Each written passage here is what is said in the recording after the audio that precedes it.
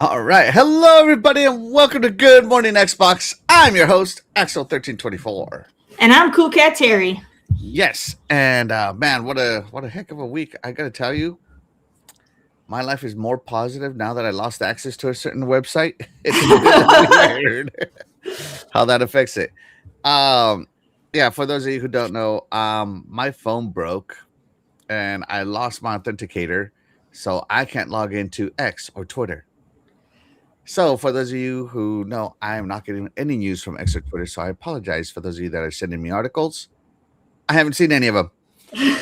So, but on the bright side, I'm happy. Yes. But yeah, that's what's been going on with me. Terry, another week has passed by. Yes. Hopefully, you celebrated the birth of America very well a few weeks ago. But what have you been up to gaming wise this last week? So this last week, so the week before, I had said I had gone real heavy playing Dragon's Dogma 2, and I Yes. hadn't touched it since. Because I think I already told you guys that. So I kind of accidentally triggered the final quest, not knowing that I was there. Mm-hmm. Was an oopsie on my part because I thought, well, they gave me an option to sleep in an inn, which would have gave me a load to get back out. But I had ran around the area trying to find the inn. Couldn't find the inn. So Mm-hmm. I was like, well, screw it. I should be able to maybe just get through this area and kind of circle back around. Nope. Locked in. I still had side quests to do. And so now I have a choice to make on whether or not to just do the final boss and try to get the ending I want when I'm not equipped the way that I need to be equipped, or refuse to do the fight and just be like, see you later, and walk out and get a bad ending. Yeah. just let them, let the bad guy win and be like, sayonara. I'm thinking about if I do that. I don't know if anybody's done that. Because I walked into where the final boss is, and you have like a Mm-hmm. cutscene, but I haven't initiated any fighting, so I'm not fully locked in. My understanding is I can walk away. If I walk away, can I go play my stuff and then come back and still do it, or is that it? I just kind of effed it up. Here's one thing I know. Turn off your Wi-Fi and find out. That's what Because I like would do if I were you. I can't. The game won't work without it being connected to the internet. So I'm like kind of SOL until I find out if I can just walk away. Because I know I can walk away, but I don't know if that's gonna like lock me into my ending or not. Just do it, Terry. What's besides? You gotta play. You're gonna play. Oh Because God, this what's game it? doesn't let you do manual saves like that. Like you have like your auto save, which you can do a manual save for that save, but that's the only one you can do. And then you have your special save when you sleep at an inn. That's it. You can't make multiple saves in this game. So I don't have a way to go backwards because your manual save gets overwritten by the auto save. Yeah. So Capcom made it this way intentionally because they wanted to make sure people don't treat it like the average RPG where you have like 50 saves so you can go back and change your choices and stuff. They want to make sure that whatever you do, you locked in. There's Ah, no takesy backsies in this game. Capcom with the greatness, always great. All right. So if you watch iconic video games, you know I've been playing nothing but Idle Champions of the Forgotten Realm, and man, it's addicting. I played that game for like hours last night, about 2 hours until I went to bed, and I don't know. I'm just really enjoying it. Really, really enjoying it. So we'll see. We'll see what happens with that. But I'm looking forward to a new game coming out here soon. I've been seeing ads for the Halo campaign, Yeah. and then I've been I'm seeing supposed to get my copy of it tomorrow. the typical hate articles about how terrible the campaign is and how it don't work. I'm like, okay. The heck? They must have heard you on this show. They were like, give her this. This is what she cares about. I'm like, But before we get started, let's check in with the chat real quick. Shout out to Crazy Greek Dude. Thank you so much for being here. You are the real MVP. Appreciate you, buddy. Shout out to D for being the super MVP. Thank you so much for being here. You are the super MVP. He says, "Good morning, excellent friends." Let me go ahead and heart that bad boy right there. Good morning to you. Shout out to my buddy Doggy Dog. Thank you so much for being here. You're the real MVP. Appreciate you, buddy. Apex is in the house. Thank you so much for being here. You're the real MVP. Jesse Darby's here. Thank you so much for being here. You're the real MVP. Look who shows up to the stream, but not to the show. Shout out to Shaddai. What kind of BS is that, dude? No, it's okay. He's probably at work watching on his phone. Right. Let's see. Going through it as fast as I can here. You could just live stream from the bus. We can watch you, scrape bubblegum off the seat. I love Cougar69 says, "Is Axel taking too long in his dressing room again, and that's why the show hasn't started yet?" It wasn't me today. It wasn't me. It wasn't me. I swear it was the one-eyed man. Let's see. Is the program that sometimes act like that, or is Axel still working on his eyeliners? So they were Are you because we talking were about my late. beautiful eyes?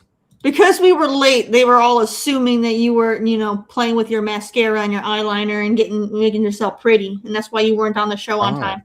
That's what they were insinuating. I mean, I do some playing in the mornings with my beautiful wife, but that's not it. That's not what we work on. Let's see. Let's see. Oh my gosh, all these people still going off. These haters. I think Shaddai's just jealous because I have natural long eyelashes. Shout out to Love Big B Money. Thank you so much for being here. You're the real MVP. Appreciate you, buddy. Shout out to Cyber Gunther. Thank you so much for being here. You're the real MVP. All the cleaning chemicals he uses might have burned his off a little bit. Right. I grabbed a Halo CE premium upgrade on Friday, and Nav Fable PE unloaded yesterday. Nice. Yeah, my collector's edition is supposed to be here tomorrow. I keep tracking it. I'm watching FedEx because a lot of people already got theirs, and I'm jealous that I haven't gotten mine. Let's hope they're not late. Oh God, they better not be, man. I always hate it when they mark something as delivered and it shows up a day or two after they mark it delivered. Oh, that irks me. Mm-hmm. It's like, it's not here, you liars. Like, where did you put it? And talk about no eyelashes. Check out who's here. There he is. Shout out to Turtle Shaddai. What's up? Hey, good. I just wanted to stop by. I'm like, yes, Terry, you are correct. I am still doing overtime, so I'm like, you know what? Why not be a little bit online, saying hi before I continue doing this? So I'm doing the bus simulator, There the you stuff go. that you like. Stuff that you like. That's right. That's right. Hey, shout out to Shaddai. Shout out to Dan, the man Cunningham. Thank you so much for being here. You're the real MVP. He says, "What's up? How's everybody doing today? Doing good, man. Doing good." Dude, you should really get a POV camera and literally just film yourself doing your job and putting that online. People love watching that stuff. Yeah, and then his boss will be like, "You're not working good." You realize how many content creators make good money? They make good money just making videos, filming their work. A lot of people do it. No, actually, my boss only worked Monday to Friday. Today is nothing for me. I'm just detailing this, and I'm done. Then I'm doing 4 hours sitting down doing nothing. And you just admitted that on the phone, man. Yeah, you're gonna have a little job security. We used to call it. What did we call it in the military? Mission security. And nowadays, videos are pretty much being edited, so there's always edit. Dude, like I watch mechanics, on YouTube. I watch tow truck drivers on YouTube.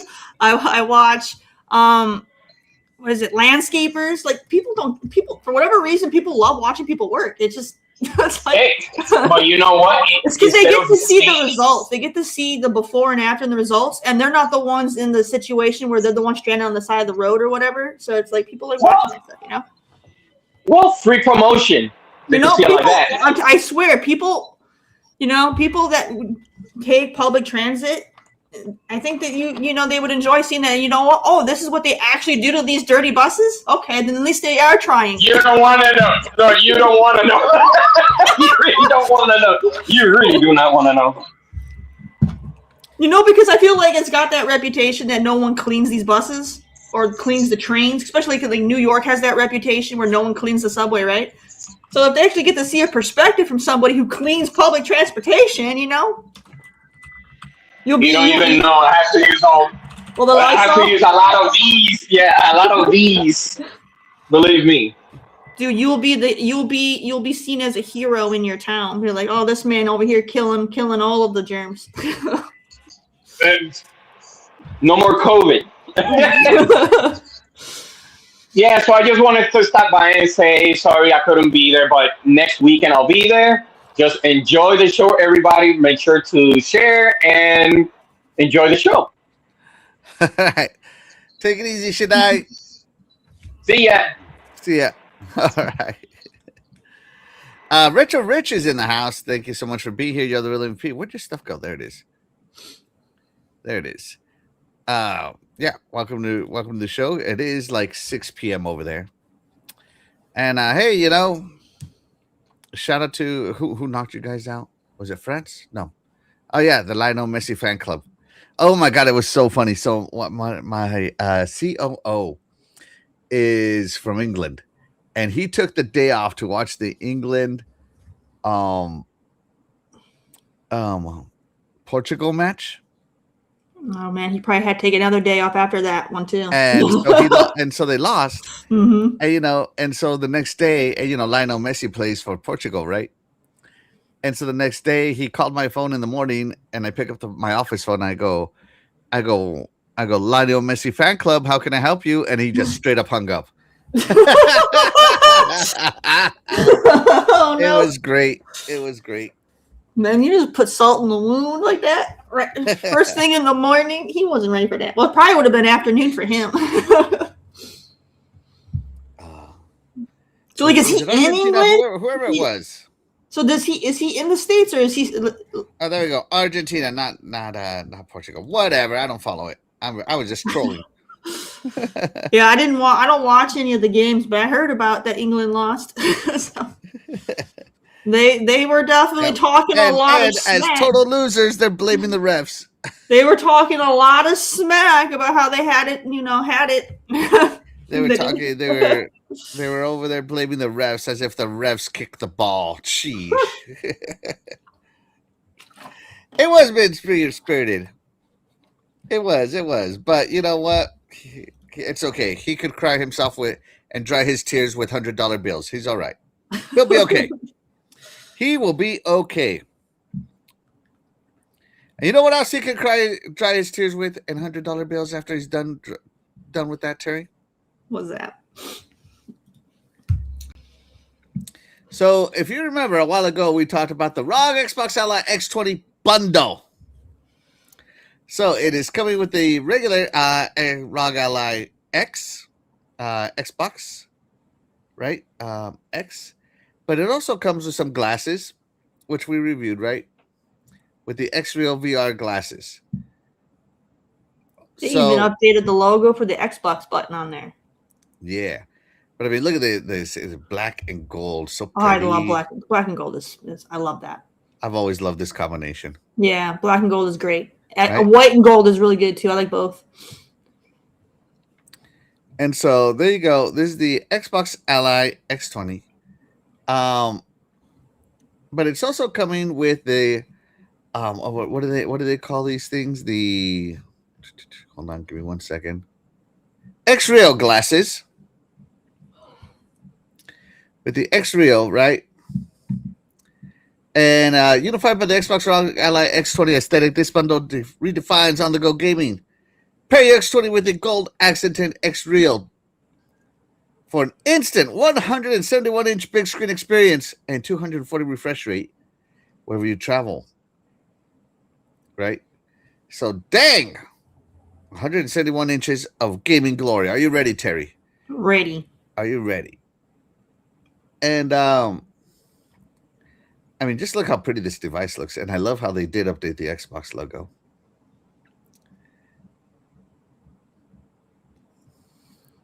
Oh, they have a transforming D-pad on it. That's cool. So you can see the regular Xbox Ally is $1,000, but they haven't priced this one out yet. And so a lot of people are like, I don't want the X Real. I just want this. Wouldn't it be more expensive then because it comes with the glasses? It is more expensive. People are saying that it'd be like $2,000, right? Online much- on the X. Do we have a cost of what the glasses are by themselves? Nope. They're probably at least $300-400 for the glasses. Hold on. Is there a link? Nope.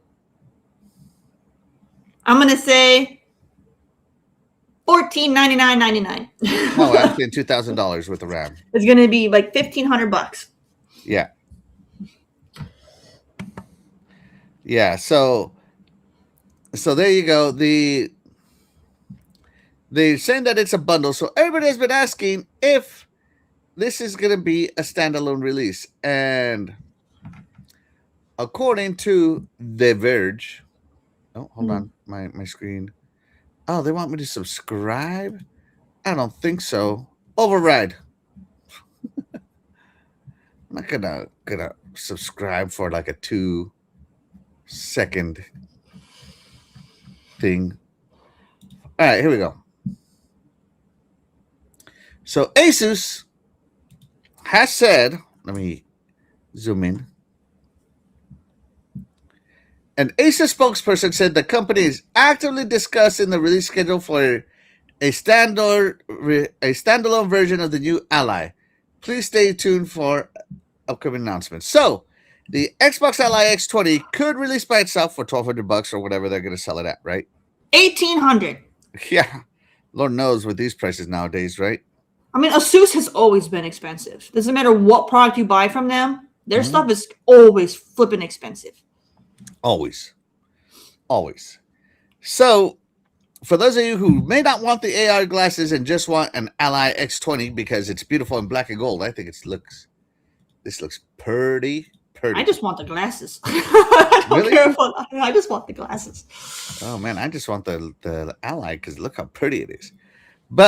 And it's got a see-through. I'm a big fan of see-through plastic. It's the 90s kid in me. Yeah. So yeah, I'm all in on that. So we'll see. So yeah, so it looks like they're being bundled together, but they're also going to be sold separately. So no need to cry, everybody. No need to cry. Yeah. All right. Let's see. Shout out to B Nice. Thank you so much for being here. You are the real MVP. Appreciate you, buddy. Cyber got there. FIFA wrote the script. Argentina going to cheat themselves to a win today. Hell yeah! I'm just here for the drama. I'm just here to hear people cry. Let's see. I thought it's the updated screen and TMR joysticks. Yeah, I mean it has that all that way. Black and gold, baby. I knew Axel was a Steelers fan. What? Get out of here. I love my X-Real glasses. Use them on the nightly. Ooh, so you already have. So they are available by themselves? So how much do the glasses cost by themselves? Hold on. Let me see. These are AR glasses, not VR. Yeah, X-Real. Yeah. So they're already available. How much are they standalone? Minimum $2,000. Glasses are probably $799. Oh, there you go. So did you spend $799 on your glasses? The One Pro glasses are $650. $650. Okay. So what's the current Ally is $1,000, right? Yeah. So yeah, it's gonna be all right. Then yeah, it's gonna be $1,800. Like I said, it's gonna be $1,800 for the bundle. $1,800 for the bundle. No, that's too expensive, Terry. It's gonna be $17,999. Yep, there we go.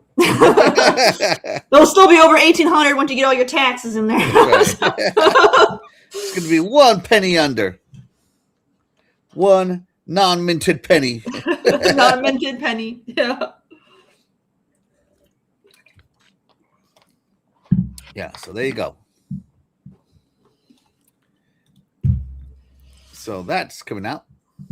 Oh, this is a little more exciting news here. There was a console update, Terry. Okay.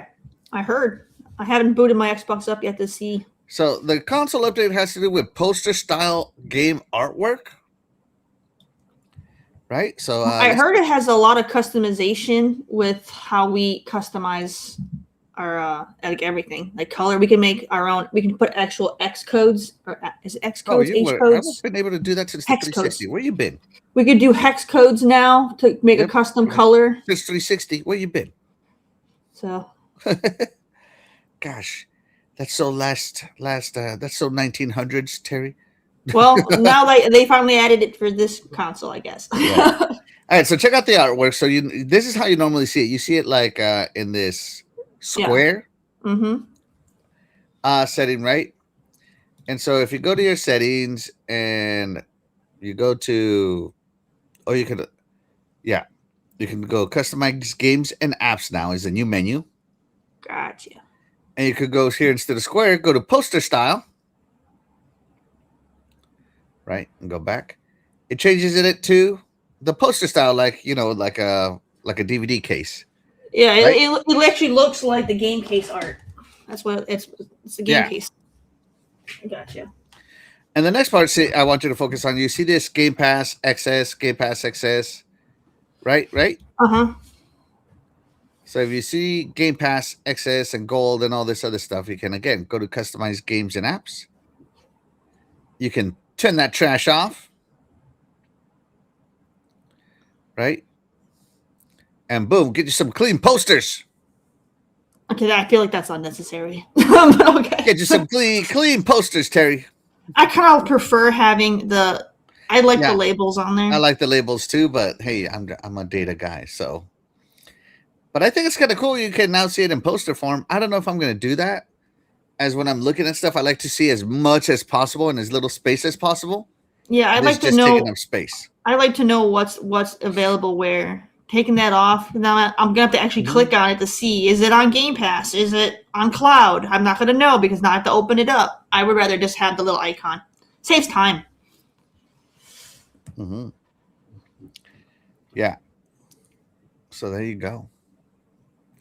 So definitely an update. Oh, let's see. The chat says,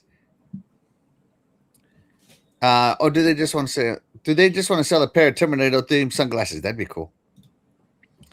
Retro Rich, it still amazes me what handhelds push out visually now. Remember getting my Game Boy and Game Gear like it was yesterday. We've come a hell of a long way. Yeah, from that green chromatic screen. Yeah, I agree.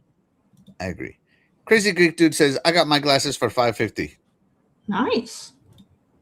He says, That's better. X50 for the $850 for the R1 glasses. Oh, It comes with some sort of HDMI switcher hub. So there you go. yeah. Okay. So So we're getting closer and closer.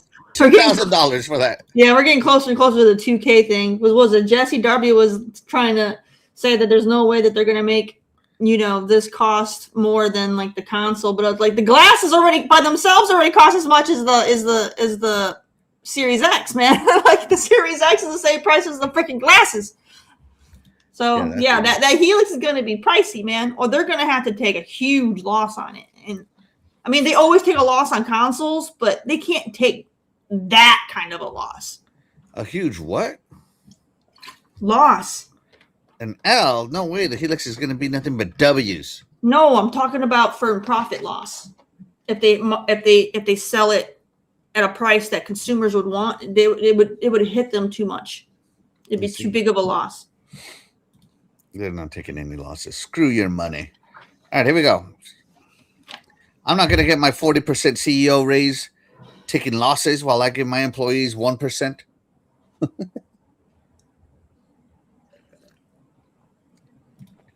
All right, Game Pass games for this week. So Ascent to Zero is coming. Ascent to Zero is a time-bending action roguelike where you can use your unique abilities to freeze time and fight your way to the top. Have no idea. So I've watched this trailer like 3 or 4 times, Terry. Okay. And I'm just going to skip to the halfway mark because that's where the gameplay starts. And I have no idea what the hell is going on. Like it gives like a half-second preview of stuff, but then it just shows absolutely no continuous gameplay. I got enough of a glitch to see that it's going to be very fast-paced, probably a little bullet hell similarities there. And then you said it's a roguelite. Yeah, I mean, I don't know. I just don't see anything. So It just looks very fast paced. Like you're going to be zipping through as quickly as possible and doing mass damage. I guess so. That's what it looks like. Fast paced action. So yeah. So that one is coming. But I don't know. I don't see enough of it to get me. Oh, Pro Bowling 2026 came out this. Oh, that's right. I gotta download that. I gotta check that out. Back to our coverage of the PBA. Yeah. I gotta check that out. That I want to go to that aquarium bowling alley. That looks so cool. Yeah. You gotta earn your way to that. That's a championship bowling alley. I think this is cool. Again, I do want to try it, but geez, just so many games. Oh, Dench Attack is here. So I don't know what to call it other than like grinding with Tony Hawk style. It's like Jet Set Radio with a bus. Yeah, I know Fastback has played this one. He played the demo and he said it's pretty damn fun. So yeah. So it's Dench Attack is out, so be sure to check that out. So yeah, Dench Attack. I actually, this one's on my list of trying out because it's got trains. It's probably the coolest train ever. So that one's down there. Quarantine the Last Check. This is where you play Border Patrol for people who may be infected with viruses. Right? So you kill them? Yeah. That person was a zombie. He's coming right for me. It's called quarantine. No quarantine for you. No quarantine for you. Get out of here. What? I can understand if they came in as a zombie, but that person, they hadn't turned yet. No quarantine. What if they had a bite? He didn't even look. He just kind of looked at her and popped her one as she was walking. She was just going about her business. Let me rewatch this. Let me evaluate. She's getting ready to queue up. See? She's coming in the queue up, and they popped her one. Hold on. Let me see. She had an aggressive. Okay, so they did put their fists up. But zombies don't put fists up. That was an aggressive stance right there. It's aggressive, but zombies don't put up. It was headed right for me. I'm going full government on this guy or girl. I think it's a guy. It might be a dude. And unleashing 9mm worth of freedom. Okay. Yeah, that's pretty crazy to go and get aggressive like that. I wouldn't do that in that location. He messed up there. See, plus look, this isn't the UK where you can do that. I would have let this person in. Got a glowing hand and a messed up face. Heck no, pop that person too. Messed up face. That's the quote. I agree with the hand. Maybe the glowing hand right there. I agree with the hand, but a messed up face isn't a good enough reason. So lots of people are born with messed up faces. Look, if your face is so messed up that I confuse it for a zombie, you deserve it anyway. Man, heaven forbid you come in as a burn victim. Axel's gonna assume you're a zombie. That's right. Shout out to Fastback. Thank you so much for being here. You are the real MVP. Appreciate you, buddy. So yeah. No, wait. Hard pass. We saw this one. Oh yeah, this one looks so good. Mavericks by Matt Jones. Yeah, we already saw that one. Terry's in. Fixed Force is in and just released. It's getting a lot of praise online. I don't know what it's about though. I have no idea what this game is about, and I don't want to figure it out. Like, I don't know. It's just not. I don't play games where I clean up. That's like chores. All right. Fixed Force. Find, operate. Let's get to it. Retrieve. Okay. Gain toaster. Complete. Exit. Oh, it's an extraction game. Okay. Get in, fix it, and get out. This actually looks kind of fun. Oh. I'm assuming this is co-op. Yeah, it looks like it. It looks like it would be a co-op. 3-player co-op. Yeah, looks like it. But again, I'm just not sure what's going on here. But I feel like you're going in and they're giving you objectives, and you got to get the objective done and then leave. And you got to get creative on how to what's the word I want to use? Traverse the area. This looks cool though. I like this. I think this would be a lot of fun to play with friends. You let me know how it goes, Terry. Now here's my game. Fog Piercer for PC, Ultimate and PC. Fight through this fog in the sci-fi roguelike deck builder where clever position, explosive chain reactions, and environment itself can make the difference between life and death. So as I was preparing for the show yesterday, I saw this out of curiosity, and I'm like, yeah, that's my kind of game. I'm in. And I downloaded it. I downloaded this game. So you're like on a train, and you have to, it's like a combat train. It's almost like the Mad Max of trains. And depending on which rail you take, gives you certain things. So like you can convoy, you can fight all kinds of stuff on the train. And using your cards is what you use to power up. So it's a roguelike because it's a deck builder game. But you got to get your train from point A to point B with whatever supplies are in there. I'm not sure what the point of the game is, but I'm in. I'd rather play Fixbot. No way. This game looks so cool. I mean, look at that. Oh my gosh. Just looking at this makes me want to get a little laser. You get some lightning bolts. Oh, yeah. Hear that? He wants a little laser. I think this game looks cool. Fog Piercer looks awesome to me. Well, it's out now. Yep, on PC. And that's it. That's it for the games this week. That came out this week on Game Pass. So yeah, everybody be sure to check it out. All right, let's see. It's now 28 days later. Yeah. It's a Greek dude. That green glow is the BO stench from the stem. She just needs a shower. Oh man. I don't know. If you come in smelling like zombie ass, you're out.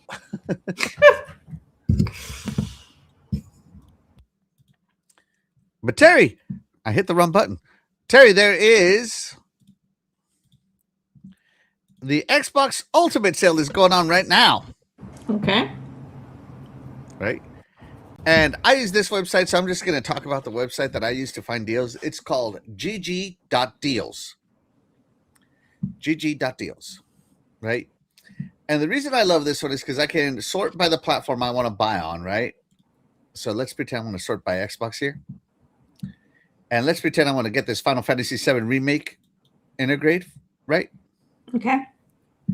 And all this stuff is fine, blah, blah, blah. The thing I care about, scrolling, is this chart right here.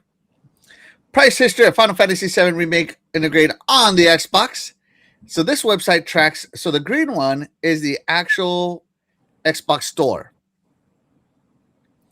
And the red one is websites around the world that are offering this game at different prices. And Man, so they, you can they see spiked it way above what the Microsoft was selling it for. yeah, Like, what were they? selling it for Jeez. $55, right? Why would anyone pay that when they can just buy it off digitally off the console? Yeah. That's crazy. But the best part also is you can see the historical low on the chart, right? Uh-huh. So the historical low is $13.24 by Eniba, the website Eniba, 1 day ago. But right now you can also get it for second best price of $13.99 on the Microsoft Store thanks to the Xbox Ultimate sale, right? And you can also shrink this chart and grow it as much as you want. So I think that's kind of cool. So, and if you sign up, like if you have a wish list, you can sign in and link your Xbox to this website. I don't do that personally, as I hate to link my Microsoft account to anything. And look on your wish list and tell it, show me historical lows from my wish list. So a game that I bought not too long ago was a game called Layer Section, right? For the Xbox. And so a few days ago, before the Xbox Ultimate sale, it hit its historical low again of $8.99. It's down from $30, and I bought it thanks to an alert I got. So if you got some games on your wish list, you know, definitely check out this website, gg.deals, right? Because you can get some pretty awesome games here for your Xbox. And there's over 1,000 games on sale. And I'm so glad I'm not the one running this, but somebody does. But even on if the browsing, you can see the historical lows for the Altiers, historical lows for Devil May Cry. If it's green, it's a historical low. So if you've been wanting some of those games off your wish list to put them into the backlog, this is the website I would use. Anybody want me to check a specific game for them? Terry, anything on your wish list you want to look at? Anything on my wish list? Yeah. I can't think of anything. Oh man, this I'm sure. I mean, I have a big thing, but I can't think of any right now. Like I drawing a blank. Yeah. So you can also sort by historical lows, ending soon, Xbox Store deals, deals with Game Pass, percentages off. I mean, you can search all kinds. I love this website. I love this website. It's a pretty good one. So yeah, the Xbox Ultimate sale though is pretty good. Oh, you can also look at bundles on this page too, but it doesn't prioritize them. So yeah, let's see. Let's sort by historical lows. Discount price. Show only historical lows. So see, you can see only historical lows. In other words, if the discount's not greater than it's ever been, it's not going to show up. Look at that. A Plague's Tale, Terry. $7.99.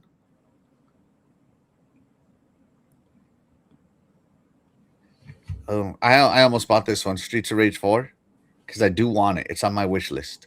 I mean, it's cheap right now. It's super cheap. This is your time to get it. Yeah. That's crazy. It's almost 80% off, man. Slay the Spire. It just left Game Pass, and look, it's already $6.24. What is this? Need for Speed Unbound? 91% off. But from Game EVO. So be sure to look where their historical lows are here, right? Yeah, Retro Rich gave you one to look up because he says it never goes on sale. A game that never goes on sale on the Microsoft Store is Hitman Absolution / Blood Money Remastered Collection. All right, let's see. Hitman Absolution Collection, you said? He said it's the Blood Money Collection. Is it a collection or Suit and Gun? I don't know. He says Blood Money. Remastered. Let me type in collection. There's 5 games in this one. Hitman Essential.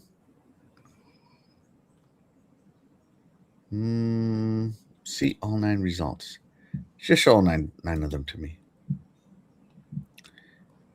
All right. Is it the 7 Deadly Sins collection? Is it this one? Says it's a remaster of the 2 games together. I think it's this one. Hold on. Let me view on the Microsoft Store.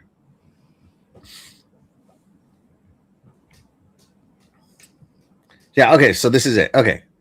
So I did find it. Okay. So this is it. And let's scroll to see if it has a historical low. And it does have a historical low, but not from the Xbox Store. Yeah, you can see that straight line from Microsoft. Yeah, that's right. He's not wrong. I mean, I could go way back in time on this one. Yeah, he's not wrong. Microsoft has never wavered. Never. The cheapest this game has ever been has been $45 from a game called HRK Game 5 months ago. Wow. So yeah, if you don't mind buying it from other shops, gonna use some digital codes. There you go. There you go. Let's see. Folks, what's up, X-Lands? Thank you so much for being here. You are the real MVP. Let's see. Axel, please get Streets of Rage 4. It's really good. I have it. I've beaten the game. I just want it. Because I played it on Game Pass, but I just want it. Like, I want to own it. This is the time to get it, man. It's not gonna. It probably. There's a good chance it might not get any cheaper. You're so right. You're so right. It's rare for games to go more than 80% off. All right. So, yeah, guys, if you are looking at the Xbox Ultimate sale, and you see a game, go ahead and check it out. But even if you don't, hey, this website can tell you where to go. And once again, that's gg.deals. GG.deals. Yes. So there you go. All right. Let's get into the topic Terry told me about this morning. I didn't say about nothing. Yeah, you shutting up. Fastback told you. You weren't shutting up about it this morning. What are you talking about? You mean the stuff that I sent you from Fastback? No, Fastback's topic, not my topic. Not mine. I'm trying to get this to load properly, but it doesn't want to load. Let me see. Reload. Denied. All right. So Terry, this morning, could have stopped talking about Halo. So let's talk about some Halo. You all know that's a dang lie. Were you not talking about Halo this morning? No. When we were live. Not before we were live. I didn't mention we Halo were at all. live. You were talking about it. I only mentioned that people said, that you get the typical hate articles about how it's unplayable. That was it. I made one comment. What do you mean couldn't stop talking about it? I made one sentence. One sentence was said. That's the longest sentence of my life I've ever heard. No, I'm just The kidding. gaming journalist, your typical gaming journalists claim this game is trash. You're trash. Hmm. Oh my God. Hold on. Give me a second, Terry. Hold on, okay? Might be the only time I believe them because I don't like Halo. All right, so let's talk about some Halo. So some more stuff. So I'm very excited about this coming out here. I get my copy hopefully tomorrow. It is going live the 26th, right? It says the 28th on the top right 28th. there. Yeah. So the 28th. So in a little over a week. So guess what we'll be talking about for the next 3 weeks, Terry? I'm not The coming hype to will the be show. there next week, and then the reviews will be the week after. Oh man, this is gonna be great. Nothing but Halo for Terry. Cougar, I'm sorry. I'm going to be out for the next 3 weeks. You can blame Axel and his Halo.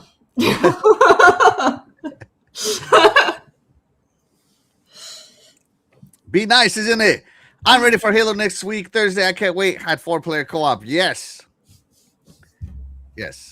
absolutely.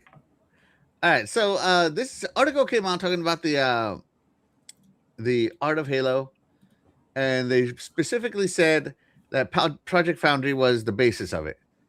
So if you remember, Project Foundry a few years ago was when they were talking about changing everything to Unreal Engine, right?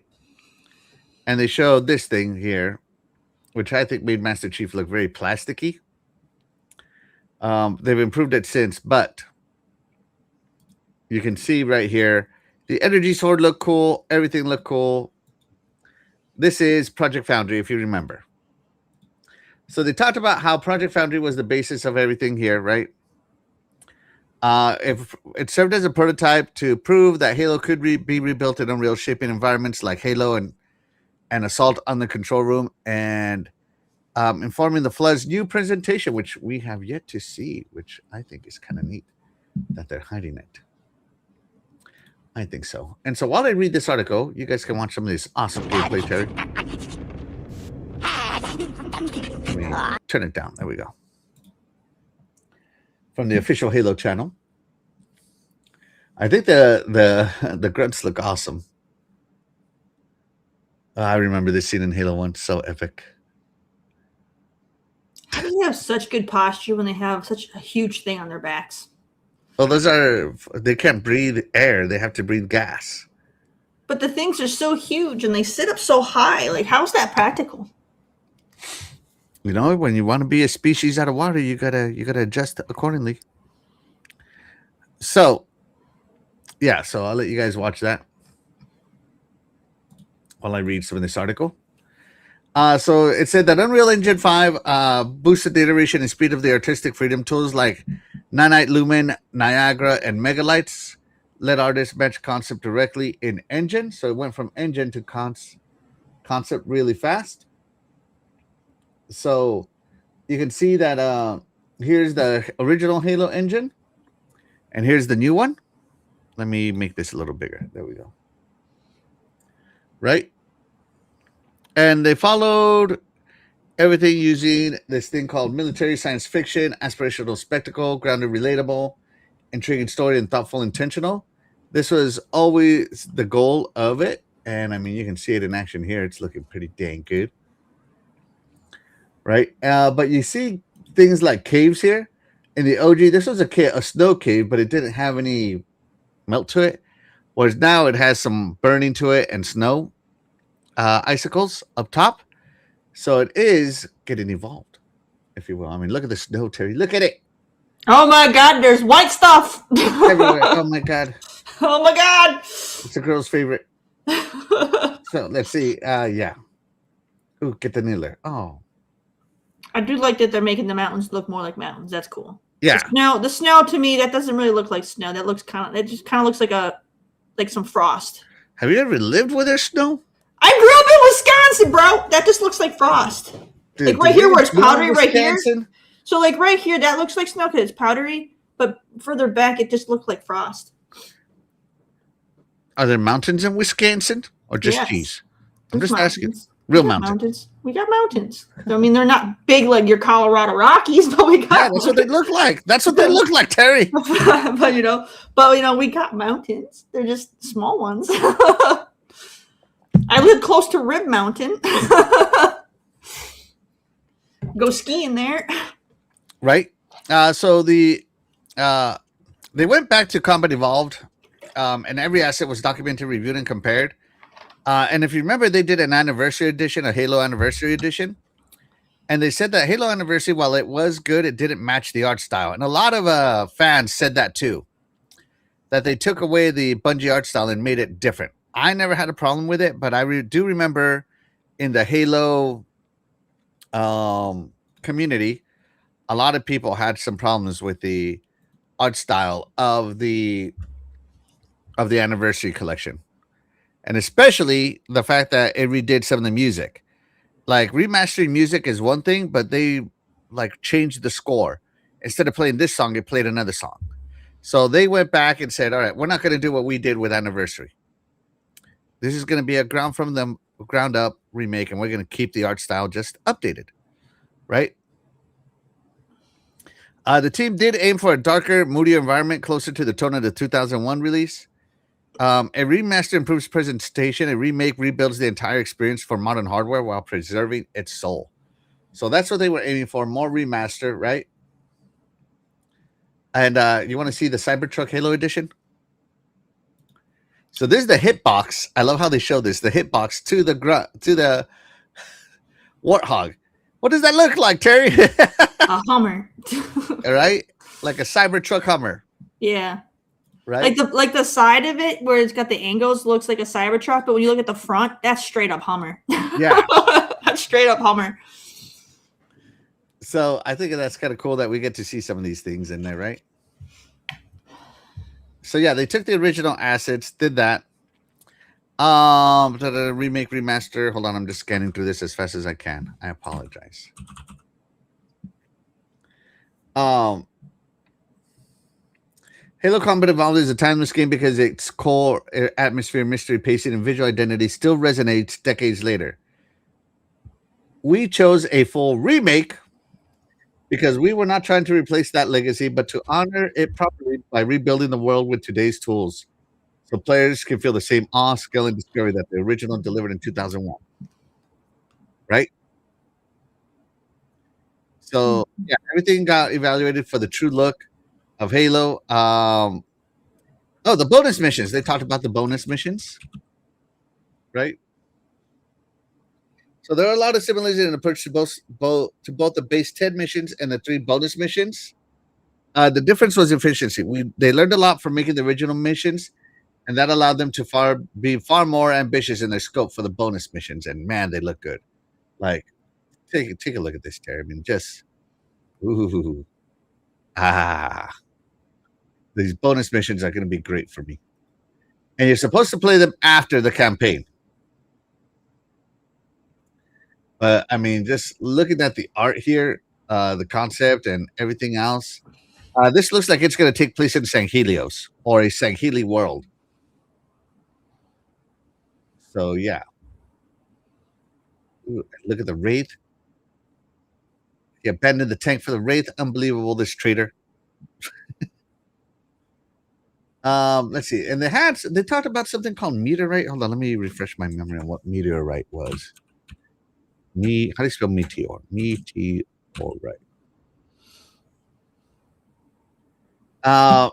Operation Meteorite is what they called it. The new missions, right? So for the 3 bonus mission, our goal was to introduce a new Covenant faction, the Dogmatic and Extreme Sacristan, while delivering both the vast scale Halo is known for and the claustrophobic intensity of Covenant ships. So there's going to be a new Covenant faction. Now, that doesn't mean there's going to be new enemy types. It could be just a faction like the Banishware faction, the Swords of St. Helios, stuff like that, right? So we'll see what that is, right? So we shall see what comes out of it. But yeah, that's the art direction. So they gave a lot of thing on the Halo campaign involved, art direction. And just looking at this mission and reading after what I read, I'm very excited for this because I think this is going to be a great. I have when they first really announced this, I wasn't really hyped for it because I've played Halo so many times already, and yeah, it does hold up. Because I played it just 2 years ago. I replayed Campaign Involved just 2 years ago. But now after seeing this and seeing it in motion invokes the FOMO in me. Invokes the FOMO. So I'm very much looking forward to it. Now, Terry, I don't know, did you finish this one? I think you Yep. did, right? I played the first and second game. Nice. Are you gonna load back in? Heck no. Nope. We got a Covenant spy in our missed chat. We got a Covenant spy. Let's see. Hashtag blame Maxwell. Unbelievable. Fastback says he's definitely looking forward to Campaign Involved. So am I. Me and my friends have already said that this is going to be our multiplayer game of the week when it comes out. It's Campaign Involved. Of the week. Yeah. So every week we pick a game to play. And a lot of times it's the same game, right? Like, oh, I feel more Diablo today. More Diablo. Haven't finished it yet. I need more Diablo. But every now and again we're like, ooh, we need to plan for this one. So yeah. We need to go play that game that we need to go play that game that re-released for like the however many times and play it through again because they made it a little prettier. Nope. This is the equivalent of plastic surgery. Nope. You probably played this campaign like 50 times. Like it's not going to be any different. How dare you, Terry? How dare you? You don't know the chaos my friends bring. And it is going to be different because before it was only 2-player co-op. Now it's 4-player co-op. So we're going to see how much that imbalances the game. Put this bad boy on a higher difficulty and see. I have seen the top of the mountain and it is good. Yes, absolutely, doggy dog. I assume it still has couch co-op, 4-player couch co-op, I think. Actually, I think it might be 2-player couch co-op and 4-player online co-op. Yeah. Let's see. I can't wait for Halo Campaign Evolve. It's going to look beautiful on my big TVs. Yeah, right? On my OLEDs. They didn't have OLEDs back then. This was made for CRTs, Terry. Shout out to Ron Slusher. Thank you so much for being here. You are the real MVP. Is there a physical copy? I've seen openings of the collector's edition, and there is a disc in there in some of the openings I've seen. And yeah, Jesse Darby's right. They added some extra missions, Terry. How can it be the same with new missions? Go ahead and explain that to me. How can it be the same when it's new?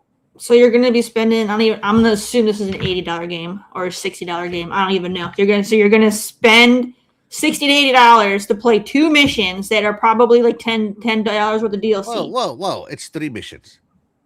$10 worth of DLC.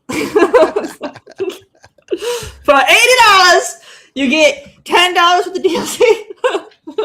That's what's different. Nope. And the stalactites. Look at them. Look at them, Terry. I'm good. Looks like an ice cave now. Yeah. All right, and the game is $50. for the standard So edition. you're spending $50 to get maybe everybody knows that every $20 of Halo new fan content. is going to get the premium edition for $70. So you're spending $70 to get $20 of new content. Yes. Stupid. I'm not Video doing that. graphics. Not doing that. Yeah. I just want to point out that this game would last me longer than any flowers ever would. Yeah, but I didn't spend no $70 on this game. I spent $200 on this game. Oh my god! Yeah. Let's see. Chet Walker, if I get the third-person skull, I may finally finish a Halo game. Oh, there you go. Get the skull. Yeah. Be nice. In today's day and age, it's hard to beat a game and replay it again with all the games coming out and our backlogs. I agree, but I make time for Halo. Yeah, you make time to go back and replay the game that you played 50 times. That's right. That's right. This is your backlog. Your backlog is so great, but instead of playing one game on your backlog, let's go replay this game for the 50. Look. If I play my backlog, what would I play during the? The heck with the backlog. We're gonna play this for the 51st time. That's what's happening. Why would I play my backlog? That backlog is technically a zombie survival log. Right? Oh that my goes God. in my shelter. B-Nice says he bought the premium edition. Heck yeah. Jesse Darby says $69.99, Terry. Too much money. Fastback said this Halo Vision is campaign and is unreal. It's not the same, bruh. Yeah, hater. A lot of people bought that collector's edition of Gears of War, collector's edition of Fable. Yeah, I couldn't afford all that, so I made my pick. And Halo has always been my game, so that's the one I got. This is a hard pass. The last time I beat Halo Campaign Evolved was on OG Xbox, so this will be awesome for me. The last time I beat this was when xCloud first came out, and I wanted to play through it all on cloud. So I beat this a few years, maybe 5 years ago now. But I beat it all on cloud on my phone. Because I wanted to experience that. Let's see. I think that Xbox needs to sell bundles of Call of Duty. Yeah, in-game bundled games would really offset some of those price hikes. All right, but Terry, campaign involved skulls confirmed for Lasso achievement. Woo! So Lasso did not become a thing until about Halo 3. So Lasso is legendary, all skulls on. Right? And some skulls are cool. Some skulls are like the grunt birthday party, where like if you headshot a grunt, they explode into confetti instead of gas. Right? The gas tanks, instead of unleashing gas, they release confetti. Some skulls are cool. They give you unlimited ammo. Some skulls are cool. They let you have invincible vehicles, stuff like that. So Lasso is really fun, but a lot of skulls make it more difficult.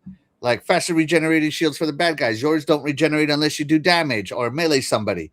All kinds of different skulls have been brought out today. But campaign involved has 42 skulls. 42, Terry. And Green, Sergeant Major Avery Johnson. So the cool part about this is they did a stream featuring Lasso. So they went over this skull by skull and how it's going to go through, right? And they did this bad boy in co-op skulls. And so this was a live stream from Halo, if you follow Halo, right? And it was a nice long live stream. You got to see the game. And you have if you bought some of the collector's edition, there you go. It's right there. So all skulls on for Lasso.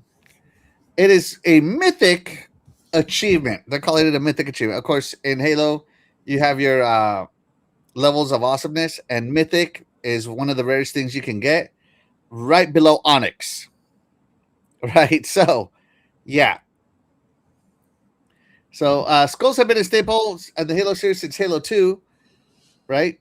And campaign Evolve features 42 skulls, 39 of which, so you get three free skulls, but 39 of them requires players to seek them out in hidden locations scattered throughout the shooter's levels. And you get a Lasso achievement. Yes! Woo! So, like, that's just wrong. Skull increases enemy awareness. Mythic increases enemy health. And Thunderstorm also increases enemy ranks. You have the Black Eye, which makes it so your shields only recharge when you melee an enemy. Famine, which reduces ammo and weapons dropped by enemies in half. Speed Limit, which disables sprinting. So for those of you that are team no sprint, there you go. Malfunction, which randomly strips away part of your HUD upon respawn. So you might lose your map, you might lose your shield indicator, you might lose your reticle, all kinds of stuff. So malfunction kind of looks good. So yeah. So Johnny Ammo Seed. Also, when reloading, you lose the ammo remaining in the discarded clip, which makes it more realistic. So yeah. But also, as has always been the thing with skulls, if you turn on certain skulls, you disable certain achievements. So Lasso is intended to be played, is the replay value of Halo campaign involved. So I think that's cool. I mean, who wouldn't want to replay this like 10 times, right, Terry? Yeah. Especially when you get skulls. There was no skulls in the first campaign involved. How can it be the same, Terry? Eh. How can it be the same when it's different? Eh. All right. This is like using, pepper instead of salt. It's different. Let's see.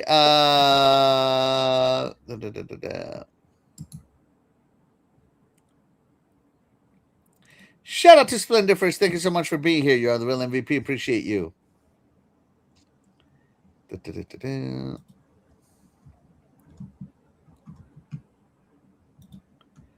Be Nice says he's playing Doom Revelations on Nightmare. Dang. Halo next week, and then Gears E-Day Beta August 8th. Yeah. So lots of stuff coming to Halo campaign involved. Very exciting stuff. For those of you who played the first one. And shout out to Terry for pointing out the differences. Making us point them out. That's content. That's free content here, guys. So yeah, what is different? Good question, Terry. And I hope I've answered some of that. Why replay it? Good question, Terry. Because it's different. That's why. But yes, shout out to Terry for being so engaged in Halo. It's her favorite. It's her favorite. Oh my God. Stupid Halo. All I know is I get endless Halo content thanks to Terry's obsession with Halo.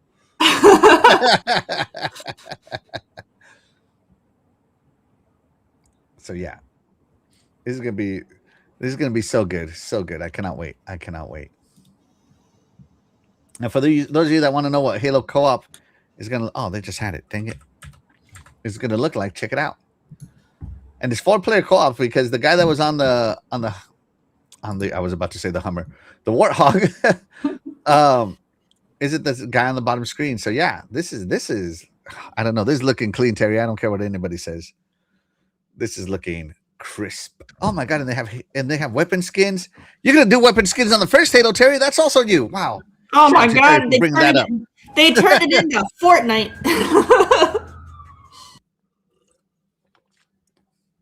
That's the Halo police coming for you.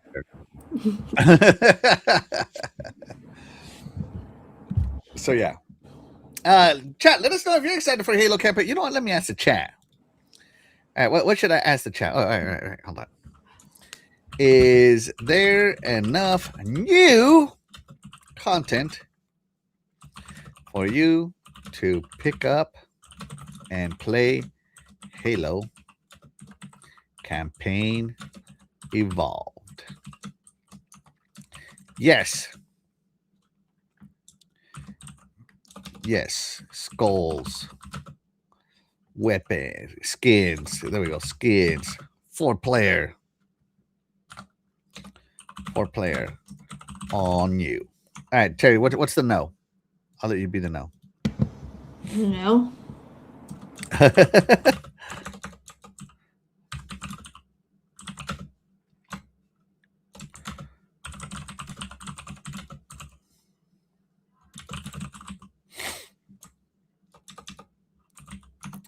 And no,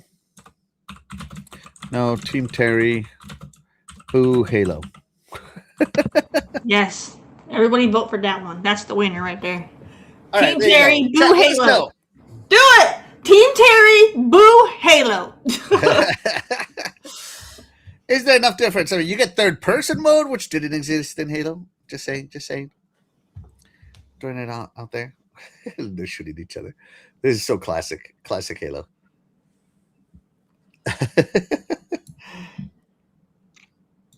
Come on, you guys. Team Terry. Shout out to boo Chet Halo. Walker. Thank you so much for being here. You're the real MVP. I did buy the $20 upgrade for Halo Campaign Evolved. Yeah. And yes, please do hit that like button, gamers. It helps us get discovered, especially in the live section of YouTube, where we compete for views. Please hit that Definitely. like and subscribe. You can lie about it. You can lie about it. Just vote for boo Halo. Unbelievable. You can lie about How it. dare you encourage hooligan on my stream? This is about loyalty to me, not to Halo. Unbelievable. Okay. What have you done for me lately, Terry? I showed up. That is true.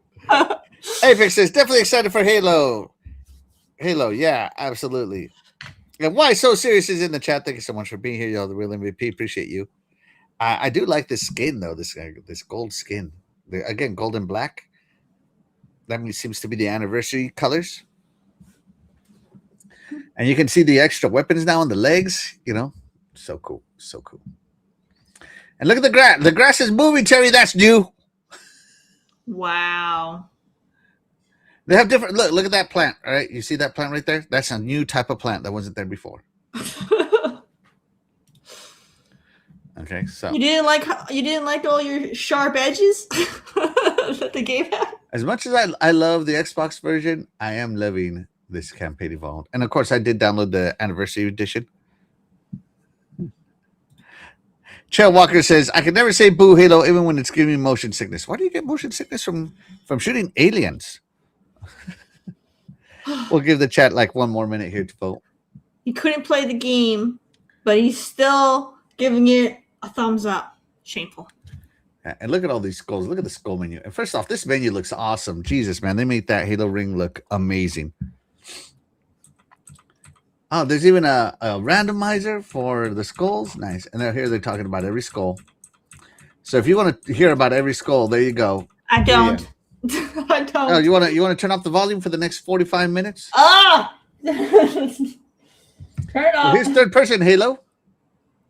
And you can ride on the back of the Warthog. That's new. That's cool. Wow, 4 people in the Warthog. Oh my gosh. And of course, And the guy in the Instant back death. is now dead. Instant death. Classic Halo. Classic Halo. Men can't drive. They go off cliffs into a burning inferno. Oh my gosh. What's all this fog? That's just crazy. It looks crazy. Oh, shoot. Apex got the 7 days early access. Yeah. If I get my copy on Monday, I will be on the early access team as well. So, yeah, absolutely, Apex. Absolutely. Team early access. All right. Let's go ahead and end. Maybe? There we go. And the poll there. Terry, how did the chat vote? Is there enough new content for you to pick up and play Halo Campaign Evolved? 50% said yes, skull skins, foreplay, all new. 42% were Team Terry, booing that Halo, and 8% have not played Halo. Dang. Mm-hmm. There you go. So 8%. Wow, you got some sort of super jump going on now. That's cool. Dude, if that 8% that didn't play it would have said no, they're not playing it, would have had a tie. What if that 8% is I haven't played it, but I'm going to? No. What if it's the other way, Terry?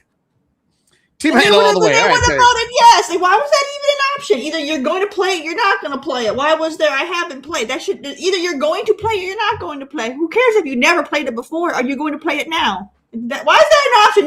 You just shrugged me of my other percent that I needed to tie with you, Axel.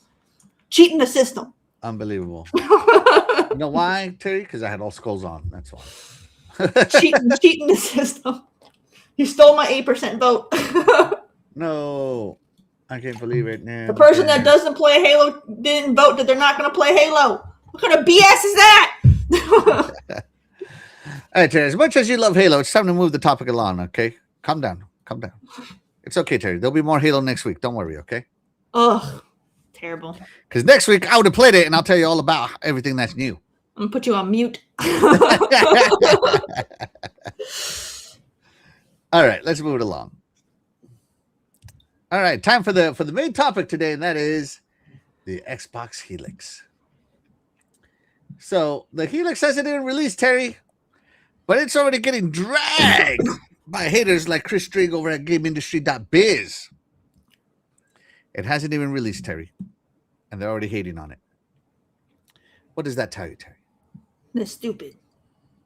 And I always hate when they do like forecasted sales figures or forecast, you know, anything, you know, even it doesn't matter what it is, when they always try to predict how things are going to go. It usually never goes the way they predict. Like, why do they even bother? Stop it. Mm-hmm. Mm-hmm. So true. So true. Especially with their so-called polls. That Jesus. Their PlayStation hater polls. like who are you polling? Because it's... All right, so let's go over what they said. So here at Pure Xbox.com, shout out to them. They had the best summary of this that I saw, by the way. We all know that it's way too early for anyone to be offering a wholly accurate estimation of how well Xbox Project Helix console and PS6 will fare. But GameIndustry.biz warns that Helix could attract a narrower, more enthusiastic-oriented audience due to potentially high price, partially a result of supporting both console and PC games. It predicts that Helix will sell 2 million consoles in its launch year, scaling to 7.3 million by 730. So that is over 3 years, I guess. 4 years. 730. Yeah. 2030? 2030, yeah. 730. However, the firm acknowledges that many decisions have yet to be made about Helix, and that forecast could change substantially, blah, blah, blah, right? So, when you look at this model, right, the actual outcome could look very different. They always cover their ass with these little dumbass statements, in my opinion. The actual outcome could look very different. In other words, if I'm wrong, I already said I could be wrong, so nobody can tell me I was wrong. A fully open PC platform with Xbox branding could not really resemble a console and likely could not be counted in this model. Our focus is functionally splitting the difference between a proper Xbox successor and an Xbox certification program with PC OEMs, and readers should treat the post-2027 Microsoft trajectory as a range of outcomes contingent on decisions yet to be made or revealed. Crazy. Let me cover my ass here over my stupidity because I'm putting a dumb article out. That's literally all this sentence tells me. Right? So here they have the hypothetical successor is the purple one. Right? And it starts right here in 2028. And this is the way they're counting the sales. Nah. By 2 years, no more series consoles will be sold, which is traditionally how Xbox has handled everything. They stop support 2 years after launch. They just let the inventory go dead and support only their current console. So that's accurate. But the fact that they're going from this many consoles down to this many consoles in year one makes no sense. I mean, there's a little spike, but there should be a much bigger spike because let's see. Here is the Xbox One to the series consoles, right? And it should just spike bigger than that. So, yeah, I don't know. And clinical assumption underlying our forecast recovery period later in the decade is that component crisis eases sufficiently by 2028 to allow Microsoft to bring the next generation hardware to market at a price in the $600 to $800 range. Doubtful. Because people are still buying up RAM into the 2030s. Trust me. So, yeah, this I don't like this forecast. The whole forecast is right here. Right? And they forecasted everything. And I just don't. Can you go back up real quick? Oh. I want to see on the bottom. S&P Global Market Intelligence. Who the heck are they? Intelligence Kagan. I don't know. Never heard of them. You know dang well they didn't do anything, but probably just go into Chat GPT and made this thing, and they're calling it, their assumption. Get out of here. Yeah. Market intelligence, as in AI intelligence.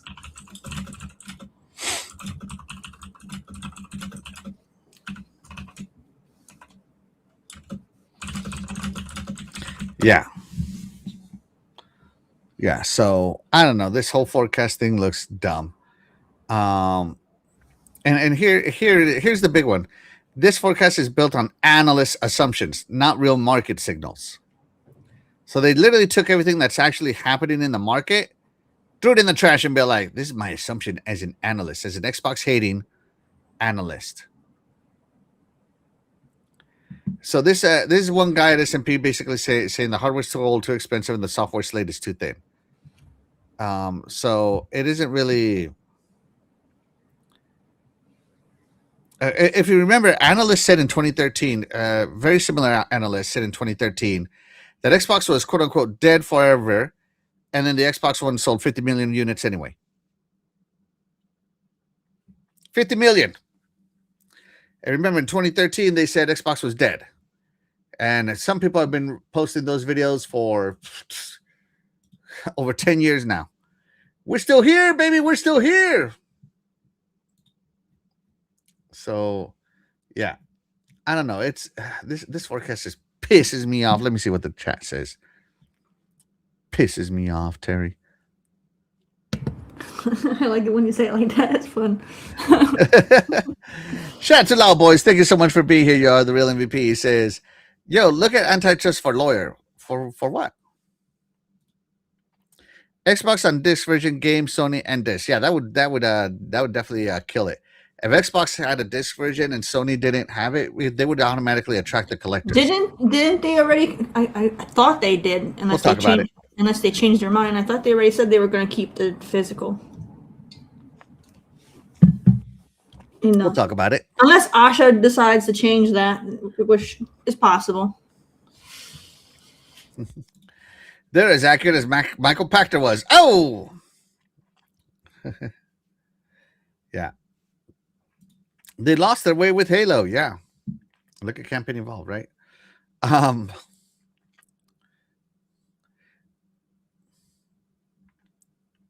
So in this forecast, they said the actual outcome could look very different. Readers should treat the post 2027 Microsoft trajectory as a range of outcomes. So basically, we don't know what Helix is, so we guessed. Yeah, I can tell. They don't even know, right?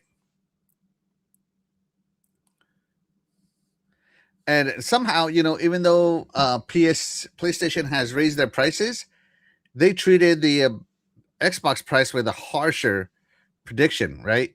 So that's also another part that gets to me, is that like everybody raised their prices, but we're only going to punish Xbox in our model. If you follow this, right?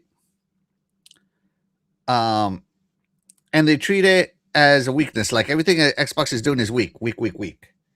Like, oh, Xbox is doing a hybrid. That's weak. That's weak, Terry, that they're doing a hybrid console, even though I'm excited for it. Because it removes walls. But this is the same laziness we should expect from journalists since 2013, right? So, and that is that since 2013, every lazy journalist, has been like, oh, Xbox is failing, forecast doom, and ignore counter evidence, publish, repeat the next quarter. And, I hate that I'm giving these people clicks for this, but that's the lazy journalism way since 2013 on Xbox. And I'm not ashamed to call it out. It's not like these journalists are going to listen to me anyway, because they're so full of themselves. But that's what I am. That's what I'm calling out. Terry, what do you think about these lazy journalists giving their lazy forecast? I mean, that's what they do. They don't actually do any writing anymore. They just write whatever BS they can write just for clicks. That's all they care about is clicks and engagement. They don't care about accuracy. Stupid. Yeah. Helix hasn't even been announced over what it could be, but hey, we're just gonna doom it anyway. Screw it. It sucks. Already made up my mind. I'm gonna write 1 million articles before it releases. They know absolutely nothing about it. Nothing. I'm gonna ignore everything that says the counter evidence, and I'm just gonna be like the most negative Nancy ever. Publish. Well, I'm gonna look up this S&P Global. I have a feeling they just used ChatGPT and made up a BS freaking graph. I'm calling them out. S&P Global Market Intelligence Kagan. Intelligence. Yeah. Kagan. Yeah. And look, I get it. Negativity sales. Negativity sales. You want clicks, you gotta be negative. Hence why I only have like 31 viewers, right? But hey, you know what? You 31 viewers are the real MVPs. You guys are awesome. All right, let's see.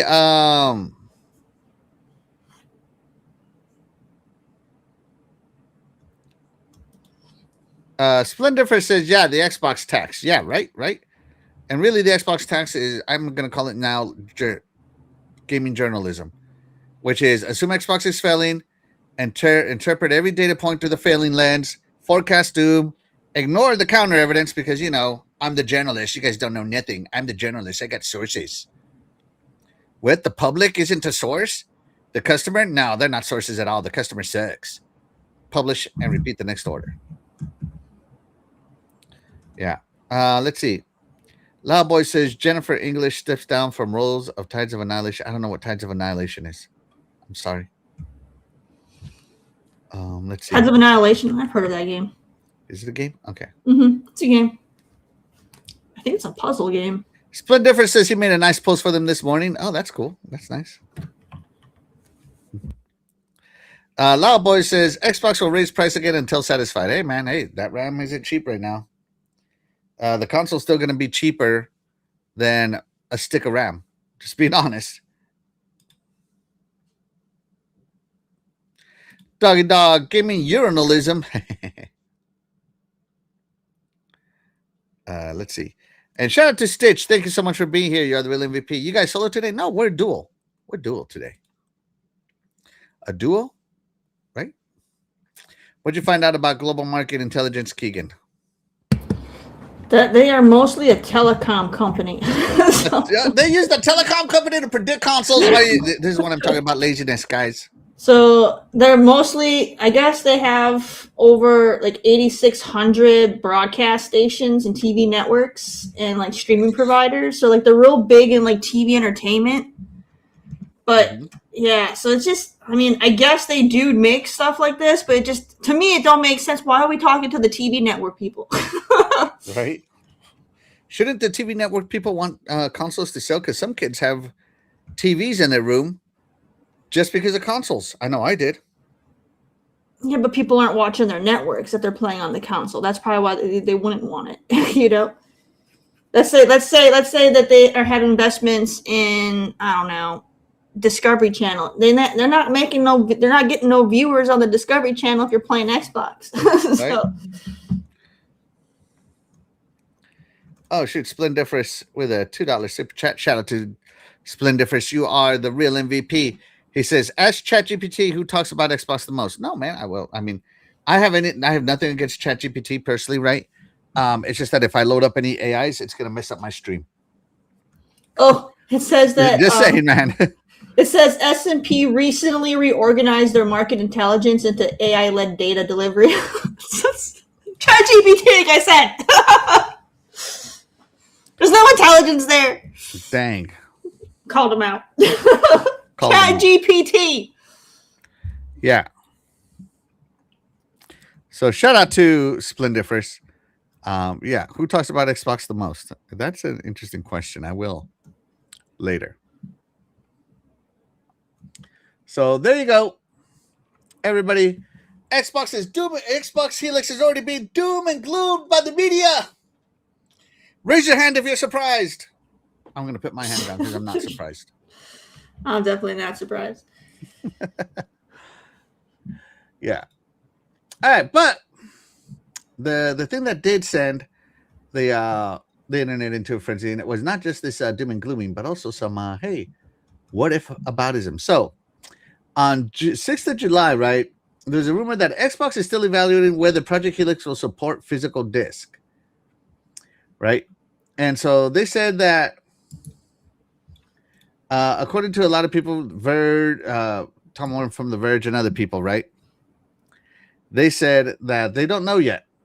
Nothing has been really finalized. Even the Xbox 2 podcast, right, said that Tom Warren put in an article that nothing has been decided for the Helix yet. Things had been decided for Helix previously. However, Tom had more up-to-date information that Microsoft is now seeing what might be possible about Helix with regard to disk. So Jez went and tried to update his information, and it does seem like indeed they are trying to figure out what they can do here before fully committing to the death of physical disk. So let me ask the chat here.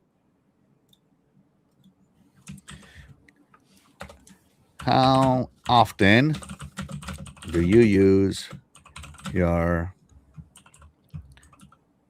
disk reader, disk drive on the Series X console?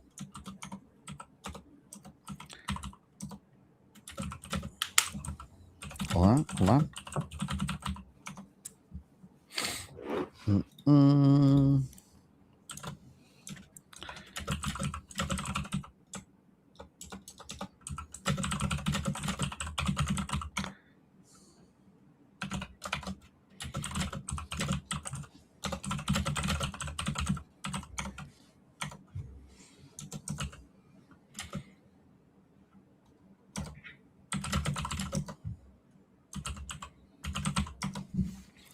All right, here we go. So, chat, I want to know how many of you are currently using your disk drive here, right? So, Asha better start suing these fake journalists. I wish she could, man, but they put little stupid statements like this: a critical assumption, blah blah blah. That's how they cover themselves from it. I wish she could. Trust me. I wish she could. Yeah. So, let's see. What's a disk drive? So, yeah, what is a disk drive according to Fastback? Yeah, right.